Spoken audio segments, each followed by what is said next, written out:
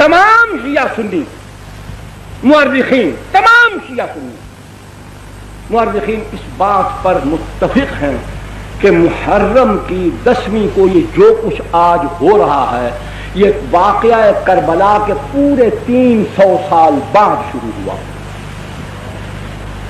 ایک تو خود واقعہ کربلا رسول اللہ صلی اللہ علیہ وسلم سے 60 برس بعد یا 58 برس بعد تقریباً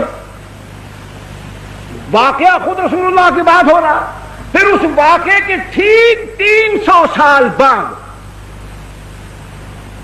ایک ایرانی نسل شیعہ معز الدولہ دہلوی بویہ خاندان کا اپنی چالاکی، عیاری، مکاری، تقیہ اس کی بنیاد پر وہ مسلمانوں کی حکومت میں گھسا، وزیر بنا. اس نے بغداد کے اندر سب سے پہلے جلال الدین سیوطی رحمۃ اللہ علیہ اور غالباً البدایہ والنہایہ والے بزرگوں نے 351 ہجری لکھا ہے، باقی تمام بزرگوں نے 352 ہجری میں معز الدولہ دہلوی رافضی شیعہ نے، ایرانی تھا، اس نے سب سے پہلے 10ویں محرم کو حکم جاری کیا کہ بازار بند کر دیے جائیں، نان بائی پکانا بند کر دیں. حکمن کہا کہ عورتیں اپنے سروں کو کھول کر، بالوں کو بکھرا کر، سیاہ لباس پہن کر، سروں میں خاک ڈالتی ہوئی، منہ پر تھپڑ مارتی ہوئی، اپنے کپڑے چاک کرتی ہوئی بازار میں نکلے. یہ حکمن اس نے کرایا. نمبر 2، سب سے پہلے قبہ گنبد نما ایک گنبد بنوا کر شہر کے چوک میں رکھوایا، اس پر ٹاٹ ڈالے، وہ نمونہ بنایا سیدنا حسین رضی اللہ تعالیٰ عنہ کے مزار کا. یہ پہلا کام بھی اسی نے کیا.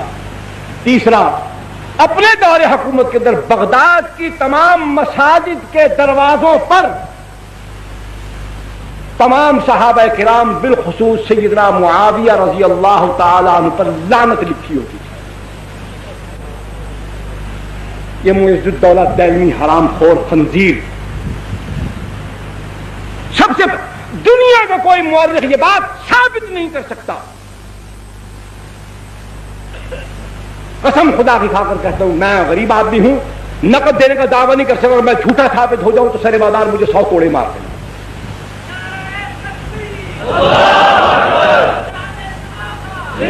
سیدنا حسین رضی اللہ تعالی عنہ کی شہادت کے ٹھیک 300 سال بعد معز الدولہ دہلوی، نام یاد رکھیے، شیعہ تھا، مکاری سے وزیر اعظم بن گیا، بغداد پر قبضہ کر لیا. وہاں اس نے حکمن 10ویں محرم کو یہ کام شروع کروایا. عورتوں کو حکمن باہر بھیجا کہ سر کھولو، بال کھولو، سیاہ لباس پہنو، سینہ کوبی کرو، اپنے منہ پر تھپڑ مارو، سر میں راکھ ڈالو، نوح پانی کرو، واہ ویلا کرو. پھر سمجھ لو کہ یہ کیا آسان طریقہ تھا کہ جب عورتیں نوجوان ہوں، خوبصورت ہوں، سیاہ لباس ہو، بال کھلے ہوں، وہ واویلا کرتی ہوں تو تماشا ہوگا کہ نہیں ہوگا؟ دیکھنے والا کون کون شیطان کہاں کہاں سے اٹھ کر نہیں آئے گا. اور یہاں تو وہ کیا ہے کہ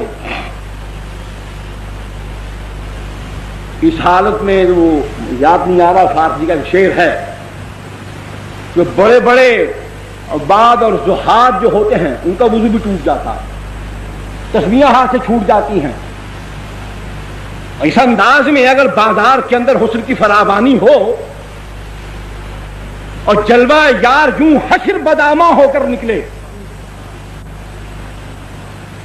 تو پھر کہاں کون ٹھہر سکتا ہے؟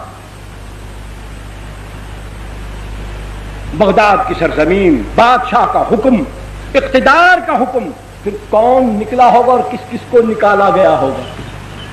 کیسی کیسی ڈھونڈ ڈھونڈ کر نکالی ہوں گی، کیسے کیسے جلوے مہیا کیے گئے ہوں گے، کیسی کیسی افسرائیں نرتقیں دکھاتی ہوئی وہاں جلوہ افروز ہوئی ہوں گی.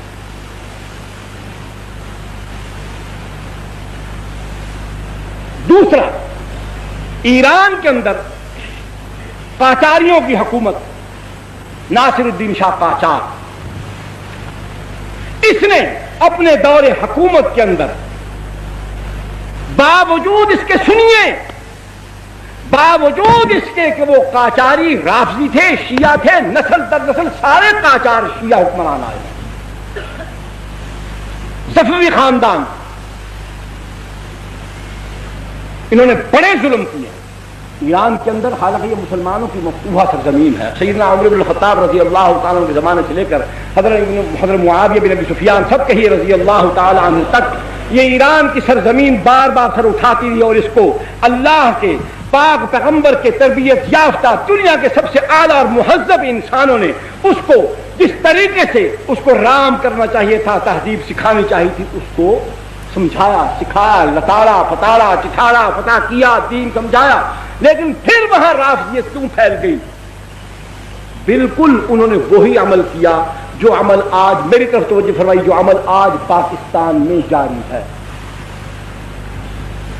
انہوں نے وہاں سنی مسلمان عوام کو کچھ نہیں کہا، صفوی خاندان کے بادشاہوں نے 20,000 سے زائد علماء کو قتل کر دیا، صرف علماء کو قتل کیا۔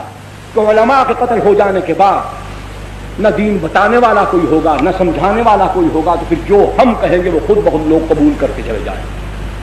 بیداری تو علماء پیدا کرتے ہیں، علم ان کے پاس ہوتا ہے، سمجھاتے وہ ہیں، پڑھاتے وہ ہیں۔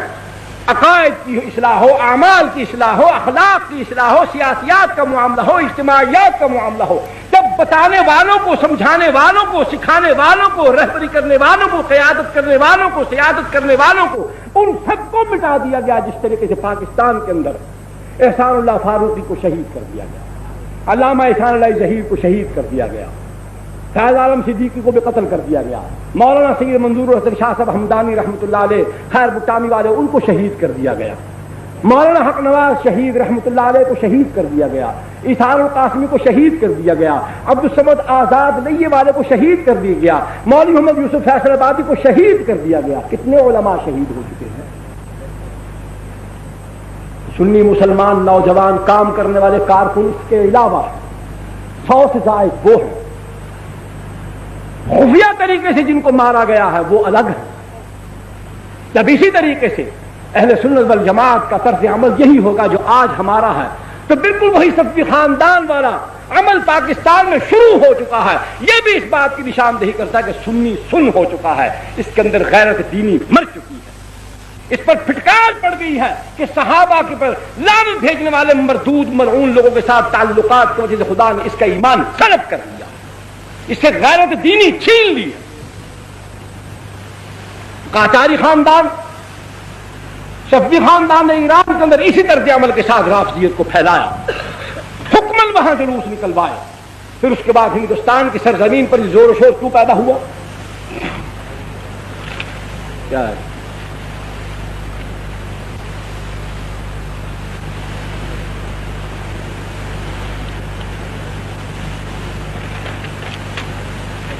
ہندوستان کے اندر بھئی آپ توجہ میری طرف رکھیں، کان اور آنکھ میری طرف رکھیں، ہاتھ جیب میں ڈالتے جائیں، اس پر میں کوئی اعتراض نہیں کرتا۔ بالکل جی، بسم اللہ۔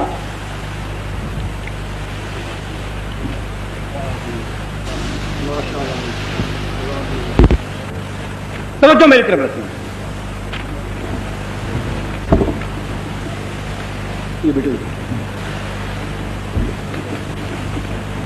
ہندوستان میں